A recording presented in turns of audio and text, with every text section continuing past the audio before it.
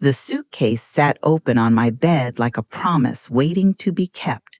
I'd been counting down the days, 27 of them, since my son Michael announced the family cruise. 27 days of imagining sunset dinners, shared laughter echoing across the ocean, and my granddaughter's hand in mine as we watched dolphins dance in our wake. I folded my favorite blue dress carefully, the one Michael's father had bought me for our anniversary decades ago. The fabric still held memories, still whispered of better times when love wasn't measured by inconvenience. My hands moved with purpose, placing my medications in neat rows, rolling my scars with the precision of someone who'd packed 1,000 lunches for ungrateful children. "Mom, what are you doing?" Michael's voice cut through my daydreams like ice water. I turned, my heart still warm with anticipation, still believing in the magic of family. "Packing for our cruise, sweetheart. I thought I'd get an early start." "You're not coming." The words hung in the air between us, heavy and sharp. I felt my smile crack, then crumble completely. "What do you mean? You said family cruise. I'm family."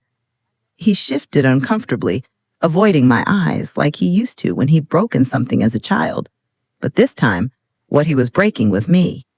"You're too old to travel with us, Mom. You'll slow us down.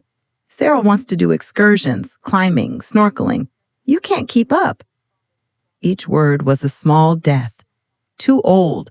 Slow us down. Can't keep up. I looked down at my hands, these hands that had changed his diapers, packed his lunches, worked double shifts to pay for his college. When had they become symbols of burden instead of love? "I could stay on the ship while you—" "Mom, please, don't make this harder than it has to be." From the living room, I could hear Sarah's laughter mixing with my granddaughter's giggles. They were already celebrating without me, already erasing me from their perfect picture. I closed the suitcase slowly, the sound of the zipper like a coffin closing. Michael had already left, his footsteps retreating toward the warmth and light where I was no longer welcome. The house felt different now. The walls seemed to lean in, pressing closer, as if even they knew I'd been diminished. I walked to the dining room where 5 chairs surrounded our old oak table. 4 would be enough now. 4 had always been enough. The family photo on the mantel caught my eye, all of us last Christmas, my arm around Michael, his children on my lap. When had that woman in the picture become too old? When had her love become a liability? I sat in my chair as darkness crept through the windows. The grandfather clock in the hallway ticked steadily, marking time that apparently I had too much of, time that made me inconvenient, time that made me disposable. But as I sat there in the growing shadows, something shifted inside me. The hurt was still there, raw and bleeding, but underneath it, something harder was taking root, something that whispered a different truth. I pressed my fingers to my lips and spoke the words into the silence. "Never again will I be discarded." The clock kept ticking, but now it sounded different, not like time running out, but like time preparing for something new. But those words were more than a whisper in the dark. They were a promise I was about to keep. The old leather notebook appeared in my hands like salvation. I'd found it in the drawer where I kept my most precious things.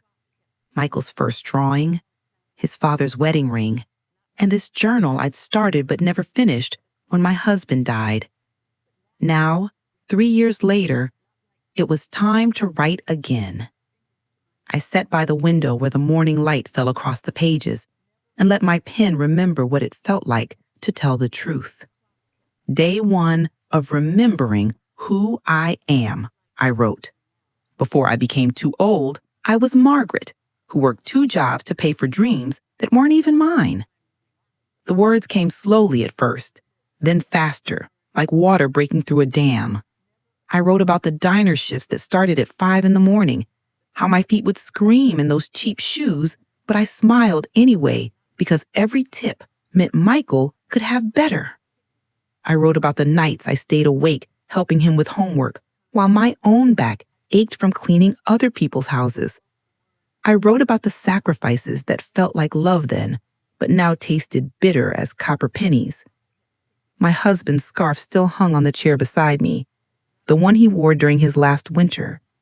I touched it gently, drawing strength from the wool that still smelled faintly of his cologne and his unshakable belief in my worth.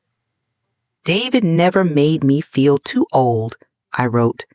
Even at 78, when the cancer was eating him alive, he'd hold my hand and say, "Maggie, we're just getting to the good part." The clock chimed to noon, then 3, then 6. Hours dissolved as I excavated my life, word by word. I wrote about the Christmas mornings when I gave until I had nothing left, wrapping my love in bright paper and watching it get tossed aside for the next shiny thing. I wrote about the birthdays when my calls were unanswered, the holidays when I cooked for crowds that never came. But I also wrote about the woman I'd been before I became a mother, before I became a widow, before I became an inconvenience.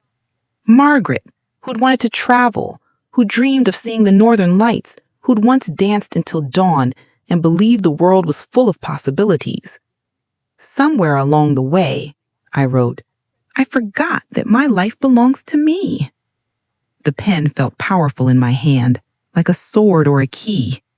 Each sentence was a small rebellion, each paragraph a declaration of independence from the story others had written for me. As darkness settled outside my window, I read back what I'd written. Page after page of a woman I almost forgotten existed. A woman who'd built a life with her bare hands, who'd loved fiercely and given freely, who'd earned every gray hair and every line on her face. The notebook fell open to a blank page, waiting. I picked up my pen and wrote words that surprised even me. They think I'm too old for adventures. They have no idea what adventures an old woman can create. I closed the notebook and held it against my chest, feeling my heart beat steady and strong. For the first time in years, I wasn't counting the time I had left. I was planning what to do with the time I had right now. The scarf slipped from the chair back, pooling on the floor like a gentle reminder. I picked it up and wrapped it around my shoulders. David's warmth, David's belief in my possibilities, settling around me like armor. Tomorrow, I decided, I would stop being the woman who waited for invitations to her own life. Tomorrow, I would start being the woman who created her own. I opened the notebook one more time and wrote, "The cruise leaves in 3 weeks. Perfect timing for a revolution." But I had no idea that the quiet revolution brewing in my heart was about to become something far more magnificent than I had ever imagined. The travel agency smelled like vanilla and possibility. I'd walked past it 100 times, always with somewhere else to be, someone else to serve. Today, I walked inside with my notebook clutched in my hand and revolution singing in my veins. "I'd like to book a cruise," I told the young woman behind the desk, her smile bright as fresh paint. "Wonderful. What destination were you thinking?" I almost said the Caribbean, the same route Michael's family would take, but something stopped me. Why follow their path when I could create my own? "Somewhere I've never been," I said, surprising myself with the certainty in my voice. "Somewhere that understands the beauty of taking your time." She showed me brochures painted with azure waters and golden sunsets. The Mediterranean, Alaska, the Norwegian fjords where the northern lights danced like David's promises come to life. "These are all lovely," I said, running my fingers across glossy photographs of places that had lived in my dreams. "But I'm looking for something more exclusive." I left with a head full of possibilities and a purse full of brochures, but no reservations. Not yet. There was something else I needed to do first. The coffee shop on Maple Street had been our place, mine and Eleanor's, back when we were young wives complaining about mortgage payments and dreaming of the day our children would be grown. 30 years later, we still met here, though now we talked about grandchildren and doctor appointments and the cruel mathematics of outliving our usefulness.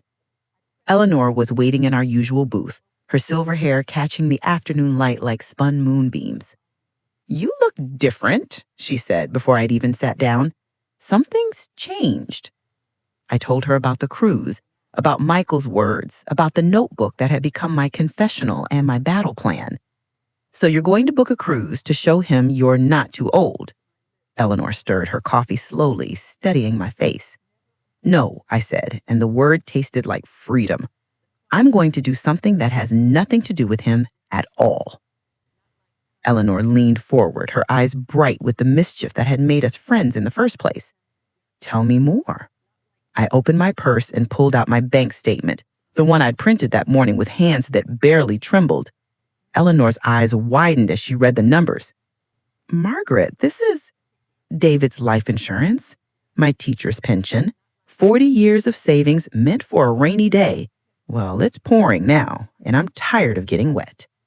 "What are you thinking?" I leaned closer, lowering my voice even though the coffee shop was nearly empty. "What if, instead of booking passage on someone else's ship, I bought my own?" Eleanor choked on her coffee, then started laughing, deep, belly laughs that drew stares from the teenage barista. "You're serious?" "Dead serious. There's a cruise line going through bankruptcy. 3 ships, all beautiful, all available."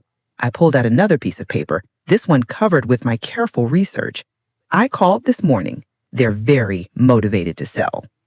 Eleanor grabbed my hands across the table, her grip strong and sure. "Margaret Elizabeth Harper, you magnificent woman. Do it. It's crazy.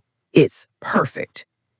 We sat there grinning at each other like schoolgirls planning to skip class, and I felt something I hadn't experienced in years, the electric thrill of being completely, utterly alive.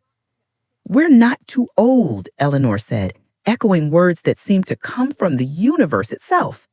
"No," I agreed, pulling out my phone with steady hands. The number I dialed wasn't for a travel agent or a tour company. It was for Maritime Holdings International, the firm handling the bankruptcy sale. My voice was calm when I spoke, professional and clear. "This is Margaret Harper. I'm calling about the acquisition of one of your cruise vessels.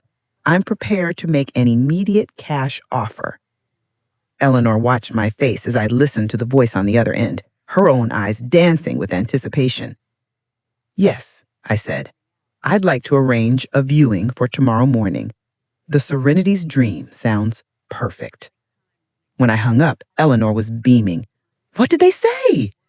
"They said cash talks, and they're very eager to listen."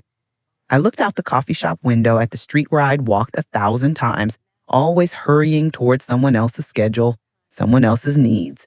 Tomorrow, I would walk towards something entirely my own. But as I sat there planning my beautiful rebellion, I had no idea that the most delicious moment of justice was still 3 weeks away.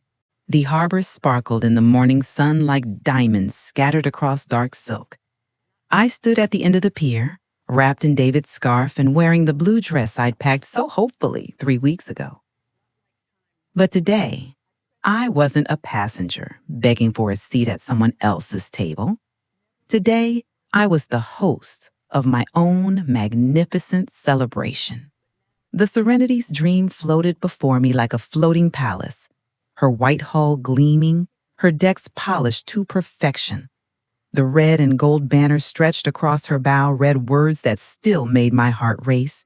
"Welcome aboard, owned by Margaret E. Harper." Eleanor stood beside me, elegant in her traveling suit, her eyes bright with the mischief we'd been planning for weeks. "Are you ready for this?" she whispered. I touched the ship's deed in my purse, the paper that had transformed me from discarded mother to maritime entrepreneur in the space of a signature. I've been ready for 79 years. The sound of familiar laughter drifted across the water. Michael's voice, Sarah's giggle, my granddaughter Emma's excitement about their luxury getaway. They approached the gangway with their designer luggage and their assumption that the world would bend to accommodate their comfort. I watched them approach. These people I'd loved unconditionally, who'd made me feel like love had conditions after all. Michael wore the watch I'd given him for his last promotion. Sarah carried the purse I'd bought her for Christmas. Emma clutched the stuffed dolphin I'd sewn by hand during my sleepless nights. They stopped at the gangway, confusion clouding their faces as they read the banner. "There must be some mistake," Michael said to the uniformed crew member checking passengers. "This is the Caribbean Star. We're booked on the Caribbean Star." "No, sir," the young man replied politely, consulting his tablet. "This vessel is the Serenity's Dream, and according to my manifest, you're guests of the owner, Mrs. Margaret E. Harper." I watched the color drain from Michael's face as understanding dawned. Sarah's mouth fell open. Emma, bless her innocent heart, pointed excitedly at the banner. "Grandma! Grandma's name is on the big boat!" That's when they saw me. I began walking down the gangway with measured steps, my hand trailing along the polished brass rail. The sea breeze caught my scarf, sending it flowing behind me like a silver banner of victory. The crew members I'd met during our planning sessions nodded respectfully as I passed. "Good morning, Michael," I said when I reached the pier, my voice calm as still water. "Sarah? Emma, darling." Emma ran to me immediately, wrapping her small arms around my waist. "Grandma, is this really your boat?" "It is indeed, sweetheart. Would you like to see your cabin?" Michael found his voice, though it came out strangled. "Mom, what is this?" I straightened to my full height, feeling every inch of the dignity I'd reclaimed. "This, my dear son, is what happens when someone you consider too old to travel decides to buy her own ship." The words hung in the salt air between us. Sarah's face flushed red, Michael's hands clenched and unclenched at his sides. "You can't be serious. You bought a cruise ship?" "The Serenity's Dream. 700 passengers, 15 decks, and a crew that understands the value of treating their guests with respect." I smiled serenely. "Would you like to board? Your cabins are ready." "Our cabins?" Sarah's voice pitched higher. "Of course. You're my family. Despite what you might think of my age or my capabilities, I still believe families should travel together." I paused, letting the irony settle.